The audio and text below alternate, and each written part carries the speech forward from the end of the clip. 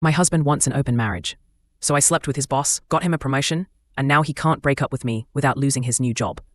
The conversation started with the words every wife dreads. We need to talk about our sex life. My husband Alex didn't want a divorce. He wanted an upgrade.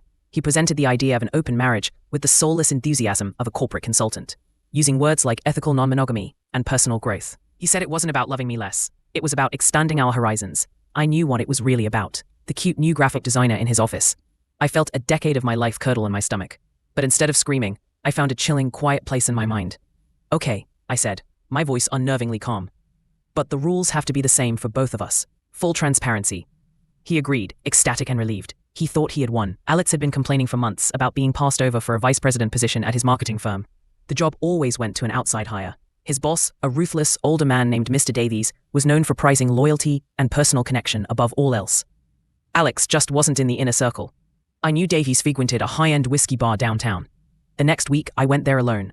It wasn't a night of passion. It was a business meeting where my body was the closing argument. I didn't seduce him with charm. I seduced him with the idea of a woman who understood power.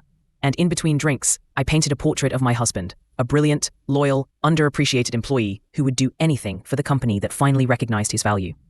2 weeks later, Alex came home, bursting with the news. He'd gotten the VP job. The salary was double what he was making. He was ecstatic, popping champagne, telling me how all his hard work had finally paid off. Now our life can really begin, he said, kissing me. And speaking of new beginnings, I'm going for a drink with Chloe, from Design, on Friday. I just smiled. That's wonderful, honey, I said, taking a sip of champagne. I had a drink with my new friend last night too. You know him actually, Mr. Davies. The color drained from Alex's face. He stared at me, the dots connecting in his head with horrified slowness. He's a very generous man, I continued sweetly. He was so impressed with my perspective on your career. I'd hate for him to think his judgment in promoting you was clouded by a temporary personal arrangement. He understood immediately. He was trapped. He had the job he always dreamed of, but it was built on a foundation I now controlled. If he leaves me, if he ever dares to close the open marriage he wanted so badly, I make one phone call. His merit-based promotion will look very, very different, and his career will be over. He got his open marriage, but I'm the only one who gets to walk through the door. So tell me, he tried to turn our marriage into a cheap commodity. Was it wrong for me to turn myself into a priceless asset he can never afford to lose? Don't forget to like and subscribe. I post new stories every day.